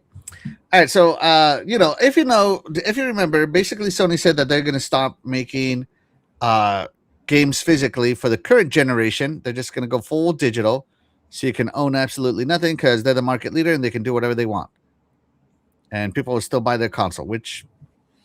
Can't really deny that logic. It's true. They can do whatever they want. They can concord the hell out of this whole generation, and nobody will go to the competition. Everybody's locked in. So, haha, so sad. Blah, blah, right? So, yeah. And then the internet exploded about physical media and all this other stuff. And a lot of games are now being published, not even coming to physical, right? Nintendo's trying to do the digital download codes, the physical download codes with their, what do they call those cards? Digital cards? I don't remember what they're called. Where the game, it doesn't come on the cart. Instead, it's the code to the e-store, and you download it from the e-store using the cart. Xbox is, however, taking a different approach. They're thinking about doing a physical to digital transition. So you put your disc in and it turns it into a digital code and locks it to your account until you sell the disc. Very Nintendo-like. I think that's a much better approach. I know that they've been trying to do that since the Xbox One, and I think it would win. I think it's a great approach. Terry, I have to use the restroom real quick, but I'll turn this over to you. Do you think it's a great approach? Oh my gosh, everybody's put me in charge of this. Oh my gosh. Do I think it's a great approach? I'm trying to figure out exactly what we're talking about for Tom Warren here. See, Helix previously, however, Tom had more up-to-date information that Microsoft is now seeing will be possible for the Helix with discs. See, so for me, I think they should keep disc as an option. I do agree that majority of gamers today are all digital. They're all digital. I understand why Team Blue is going away from having the disc, people aren't buying discs. Honestly, myself, majority of my Xbox library, because Xbox One, I was primarily physical, and then Series X, I have been primarily digital. I do have some physical, but not very many. The physical ones so at the start of when the Series X came out, I was still, a full-time streamer, and I had GameFly at the time, so I would rent a lot of the games I was streaming through GameFly, and then if I liked the games, I was able to buy them super cheap with extra discounts on GameFly. So I was able to build up my gaming library cheap that way, because physical is cheaper than digital games. So to me, it's worth keeping that for the people who want to use that kind of option, but I do get that most people aren't doing that. I mean, there are the loud minority of people that want physical, but they are the minority, So I mean, I get it. So Okay, I, okay. I like them to keep the option though, because even I haven't used my disk drive in probably 2+ years until recently, because I started playing Dragon's Dogma 2 and I have a physical. So recently I started using my disk drive again. So at least, so it just, I don't know. I guess it really, I like having the option. Just have the option. Gamers like options. It's better to have an option. I would rather have and not need than need and not have when it comes to most things. All right, Terry, that's enough about Halo. Let's get back on topic, okay? What? Now, I agree with everything Terry said. Even though I didn't hear any of it, I agree with it. So, What?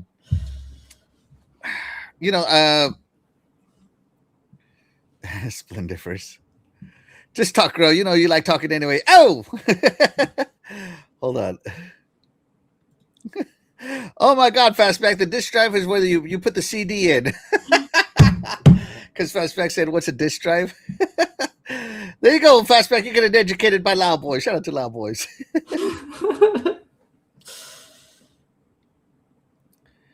Let's see. I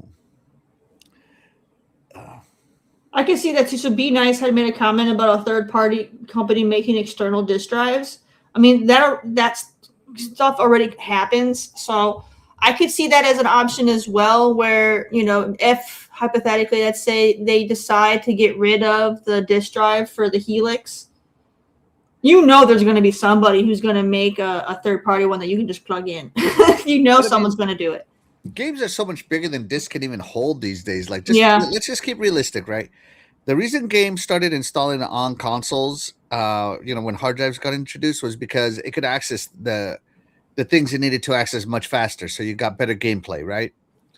The reason games started even when you got a disc, it just became it's like a license. A license. It's just the license to unlock because the game's not even on the disc. Yeah, it's not even on the disc. The download. Yeah. A lot of these discs nowadays don't even have the game on it. They have the license, right? And it locks into your account, so you can never sell it, right? And no one could, and it gets rid of it when you sell it. But a big reason for that is that DVDs, as Loud Boys put on here, they show they max out at about 4.7 gigabytes. Terry, how big is Call of Duty? Like 100 plus. 100 plus, right? and so there's no point to put a game like Call of Duty on disc. It's just a waste. What are you going to put on there? Hey, here's the menu. Let me download the rest, right? I remember, because even back in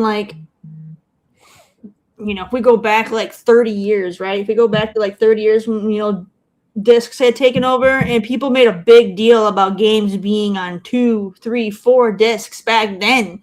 People made a big deal about it. And now if you were to put the current Call of Duty on a disc, and that's where we're getting with games now. Games would be 20 disc. Like Red Dead Redemption 2 comes with 2 discs, one to install and one to play. So you have to install using one disc, but play from the assets using. So that's just to download the game, and the other disc is to access the assets to play it. It's interesting, right? I think it was yeah.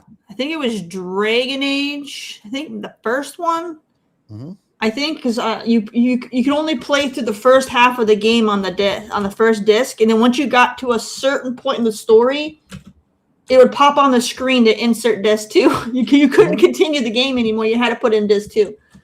So yeah, like just craziness. Like we're not in those days anymore. So that's the benefit of digital. Yeah. So a triple layer Ultra HD Blu-ray can do 100 gigabytes. But that still is smaller than Call of Duty. Right? Hold on, I don't want to think that Jesse Darby, I did put 4 options. I did put all digital in there. Maybe you have to scroll the poll. I don't know if you're seeing this on your computer or on your phone. I apologize, but I did put all digital on there.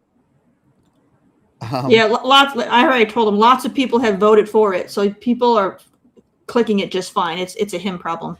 Yeah, possibly. So this has spun up, right? Let's see. Who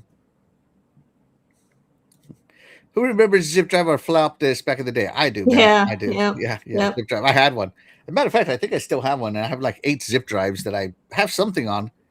Probably old games or old photos on. Well, yeah, I don't know.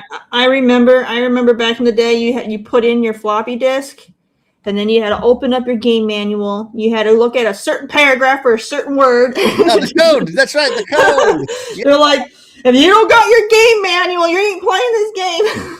So it was like they're like, please enter the third word in the 4th paragraph on page 21. And it's like you. Fastback says, yeah, I agree. Keeping physical as an option, but it really is not gaming from physical. Still digital and cost in development more money. The cost means absolutely nothing to me because any money these corporate people save, they never pass it on. Ever pass it on to consumers. So to me, that is a dead argument. But I do agree that it's not really there. Let's see. Shout out to Pooski. Thank you so much for being here. You are the real MVP. Says no disc means GameFly is all but dead, and I use them to try stuff, and I'm unsure about or a game I want to play, but now it's not worth $70. Yeah, I did the same thing, like I had said earlier, that I used to do GameFly a lot. I'd rent my stuff, and if I liked it, you can buy them real cheap. But yeah, stuff like that will disappear. It will. And I feel like the main argument I hear from people about physical is they own their game, but you don't really own their game because even with the disc, they can still deactivate your license just like they do with a digital one. So it's no different. Xbox, you don't own nothing. I'm letting you know right now, Xbox, if you ban Terry from playing Halo, ooh, man. Ooh. You know what I mean? Because like we had somebody in our chat like a few shows ago that even said that they owned the physical copy of a game on PC, and they can't play the game anymore because it's been deactivated. You can't play it no more. So just because you own the disc don't mean you can still play your game whenever you freaking want to. Yeah, I agree. Like, first they got rid of game manuals and now disc. Come on, guys. I miss game manuals and posters more than anything. Your discs are just going to be coasters. You write the code on the floppy. I did. I have so many games. Like I have a disc, a burned disc of like Windows 98 back in my days, back in my pirating days, and I wrote the code right on the disc. So yeah, Crazy Creek, dude, I know about that. Yeah. Digital game will be the problem in the future. Will no market price increase or decrease? Yeah. I think this is a push to all digital, so you own nothing.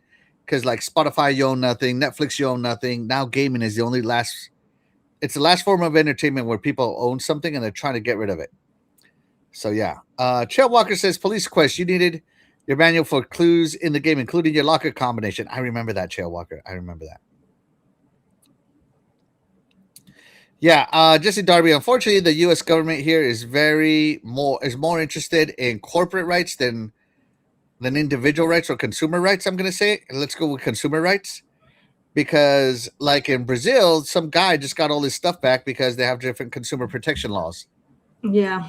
So yeah, the US is not very consumer friendly, just being honest, man. Well, that's why too. Like every time you boot up a game for the very first time, they always have the contractual terms of service agreement that you have to approve before you can play the game. And long story short, you don't own this game. They're giving you the privilege to play it, and that's it. Then you sign off on it every time, so you can't, be like, oh, gasp! They stole my game. I owned it. No, you agreed that you didn't own it the moment you press start. So. Yeah. So yeah, it is what it is, guys. Unfortunately, but there was a rumor. Let me see if I can click it. There we go. Goat Gaming said developing Helix says Xbox Project Helix will be coming with a disc drive. There has been rumors, and now it seems confirmed Xbox will have a disc drive and PlayStation will not. And this got 16,000 likes, Terry. If you look at it on Twitter, it got a lot of reposts. Everybody's so happy about it. But calm yourself down, guys. Goat Gaming is a parody guy. He got a lot of people with this. It is a parody account, right? Nothing he ever says is ever good, right? Because it's calling it a fake rumor. I've never even heard of this thing. He made other outrageous claims such as Jeff Keighley punching a wall because Xbox announced Project Helix in the first place. So, yeah. So, there is this guy is not legitimate. Not a great source, if I do say so, because trending, according to reports, Jeff Keighley is not happy about Xbox is back with Project Helix. Jeffrey isn't happy. Someone said he punched the one, was like, why won't Xbox just go away so PlayStation can monopolize the gaming market? I mean, I don't doubt that that's true. Right? So, yeah, Go Gaming is a parody account, right? Like right here, GameStop CEO claims Xbox Project Helix will having a rumored disc drive will save GameStop and stop gaming as a whole.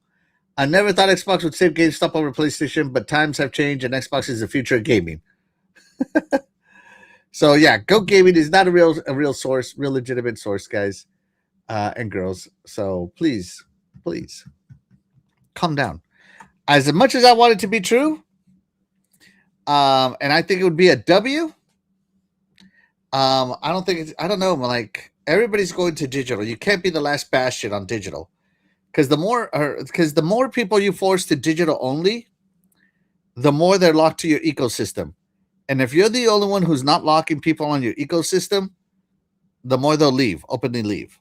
But at the same time, that 10% that still want physical, you'll end up getting more of them. Not all 10%, of course, but more of them. So we'll see. We'll see. So, yeah. But I thought they had announced it, because I never even seen this article. Mm-hmm. But I had thought that back when Phil was still in, when they were kind of teasing Helix in the beginning, I thought they had said something about how they were going to keep physical.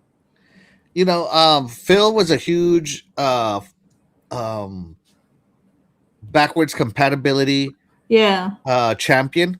Because I could have swore I remember them saying that they were going to keep the disc, because at the time there was all that them talking about how there wasn't going to be a console, and there was all the talking about how it was going to be a cloud machine, and I could have swore he came in and said they were going to have a physical console still, and then it was going to still have a disc. But I mean, even if they were planning that, Asha could still change it because it hasn't come out yet. She could change the design. But I thought that they still had plans to keep the drive.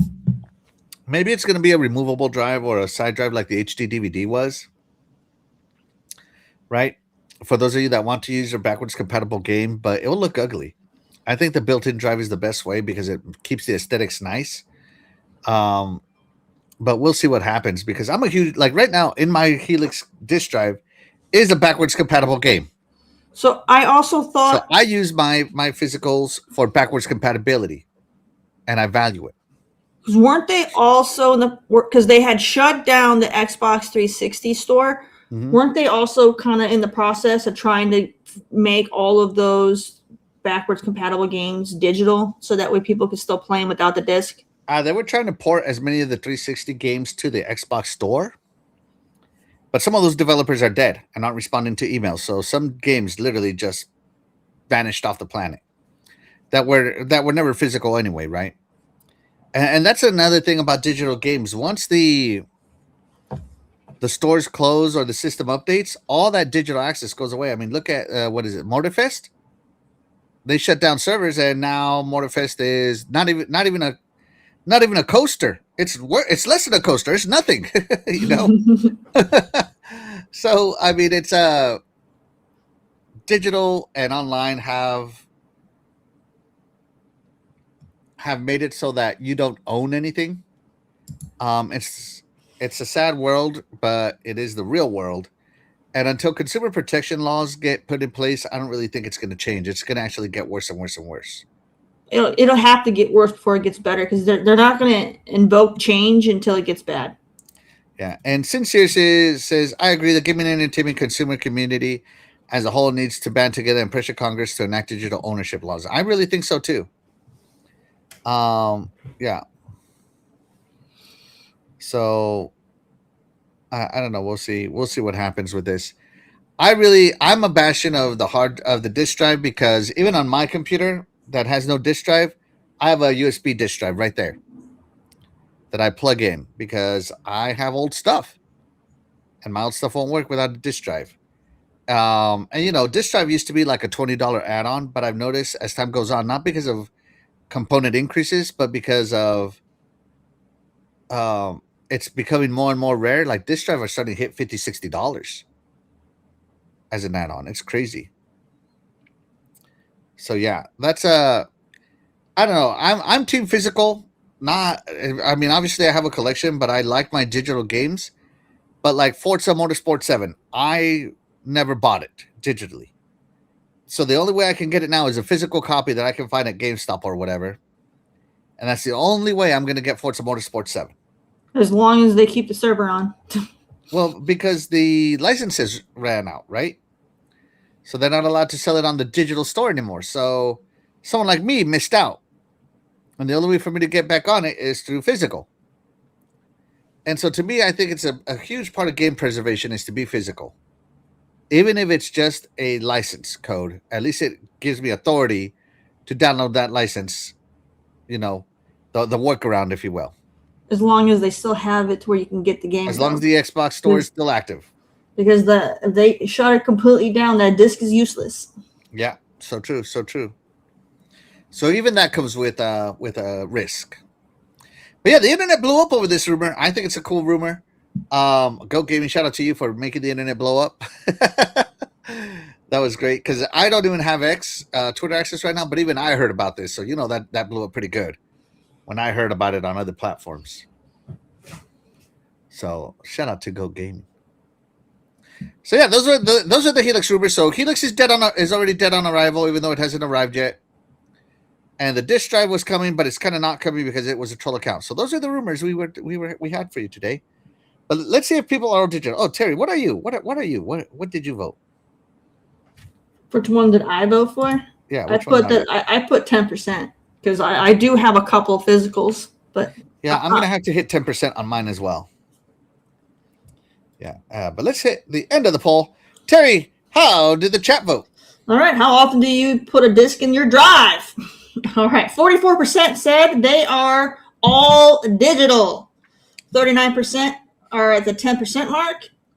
11% are at 50% of games are physical. And 6% all games physical. So yeah, as you could tell, most gamers are digital. Mm-hmm. Yeah. So that was all the topics I had. But Terry brought up a topic early this morning. We're talking about Bethesda.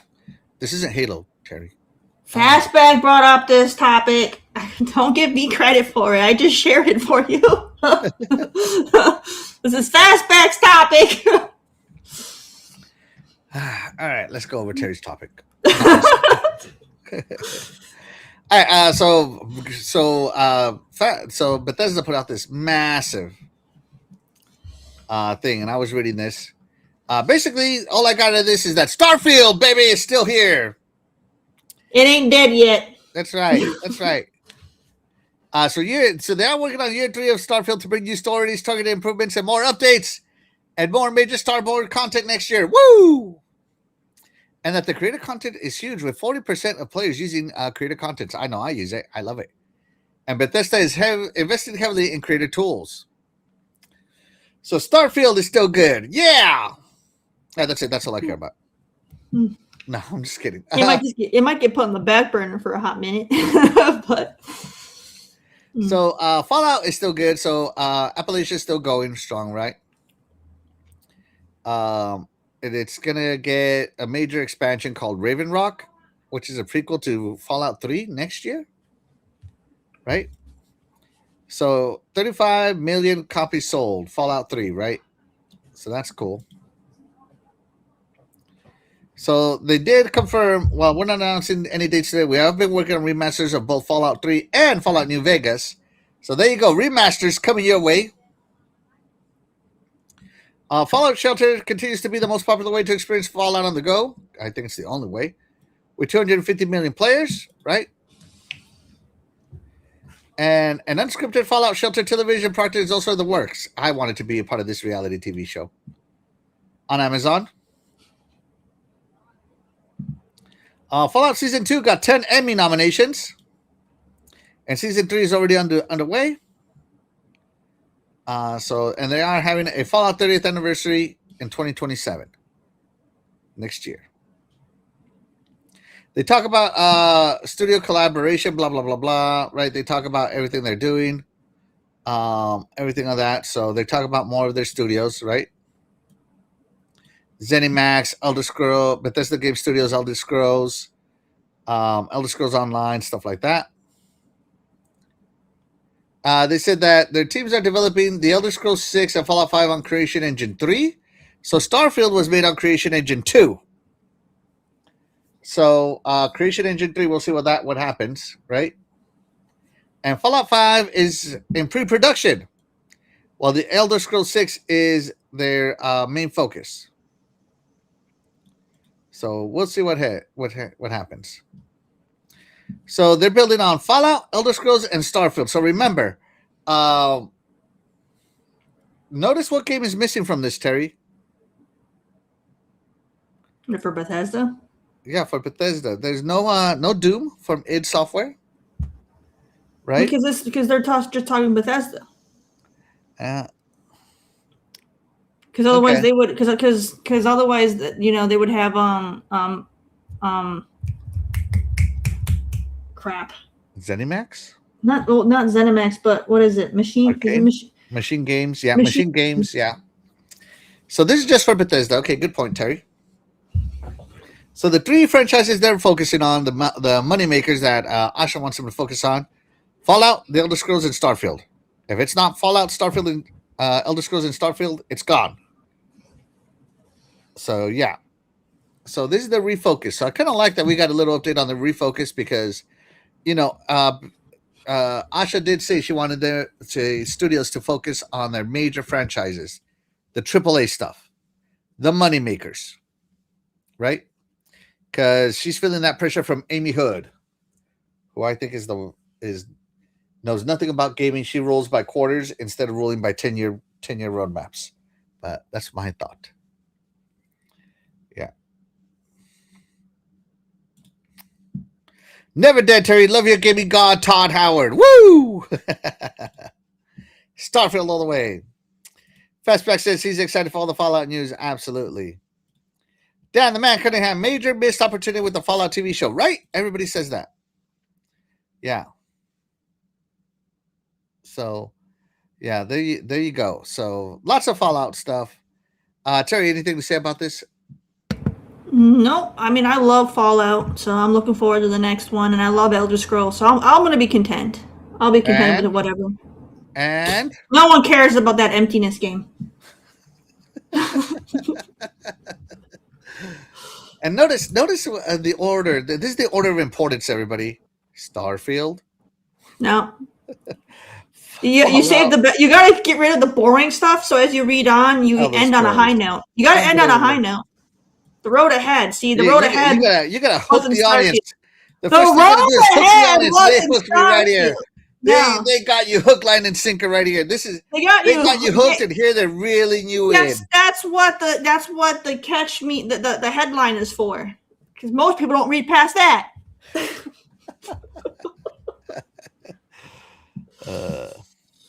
Ron Slusher, Amy's from the hood.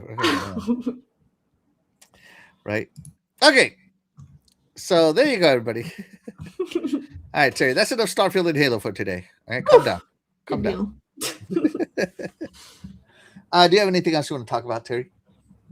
I think we're good. I just want to make a quick announcement. It's just kind of I'm close. So on my car YouTube, I don't know if it'll show up, but on my car YouTube, it's not going to focus, but I am exactly at 1,998 subs. I am 2 away from 2,000. Hold on. What is your YouTube called? Man, it's not focusing for nothing. I'm sorry that it won't. What is it called? Cool Cats Alley. That's right. Cool Cats Alley. So yeah, I am 2 away from 2,000 subs for my car YouTube. That's quite the milestone for me. Let's see. So yeah, here you go. Cool Cats Alley. Oh, you can see Mechanic Terry. You come here to see Gaming Terry. Is there a lot of cussing? Because if there's not cussing, I'm not subscribing. I don't cuss on that channel at all. Oh Jesus! Unsubscribe right now. Yeah, guys. So here's Cool Cats Alley. There you go. Where she shows a lot of her stuff, and I can't really say anything because she puts a lot more. She has a lot more subscribers than I do. So, yeah. Shout out to Terry and her super hard work. Yeah. So if you like mechanic-y stuff, you can go check that out. We just did one of these last night. Did you? On a Toyota Sequoia. Okay, that was the Acura. That was a freaking pain in the rear. That was such a pain. Such a pain. Oh, you got one more subscriber. Woo! Thank you, guys. Dr. Dead and Chill Walker just subscribed. Shout out to you guys. You are the real MVP. Congrats on the 2K. Let's see. Did it? Let's see. How come it's not? Did it pop up? It might not update on my end right away because the app might be a little slow. 2K subscribers. Oh, right there. 2001. Thank you, guys. Oh, now it wants to focus. 2001. Yay. Thank you guys so much. I expect a drifting video immediately. Drifting video. I don't know how to drift. So you can break something and fix it. Okay. I don't want to break it. Terry, I got this BMW, but I think it was a fake BMW. It's a fake one? Yeah. So hold on. Let me see. Let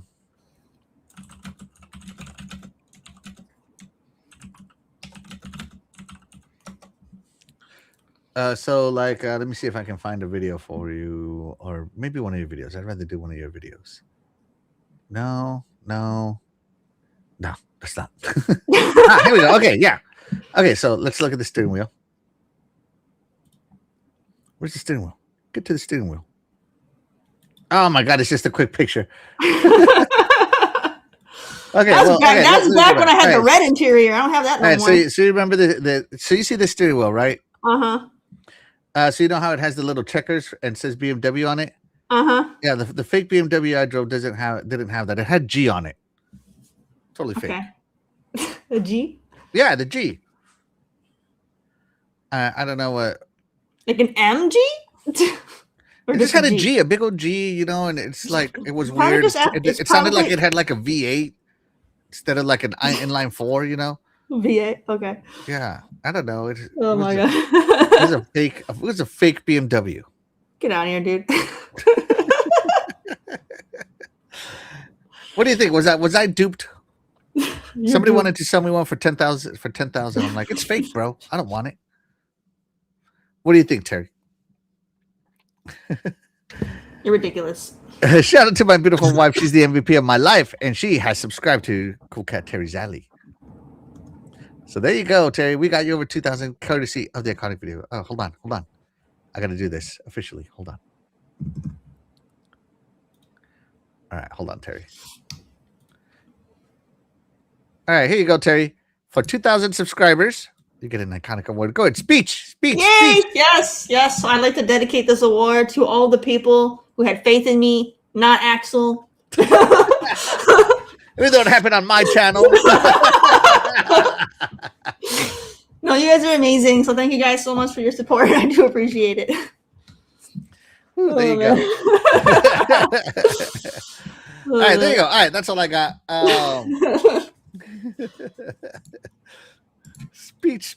Yes. All right, there you go. But guys, that's going to do it for the show today. But of course, we wouldn't be able to do this show without you guys, the chat. And that's why you guys, the chat, will always be the MVPs to all of the shows here on the Iconic Video Games channel. And with that being said, we are going to go ahead and get out of here. I'm Maxo1324. And now I'm Cool Cat Terry.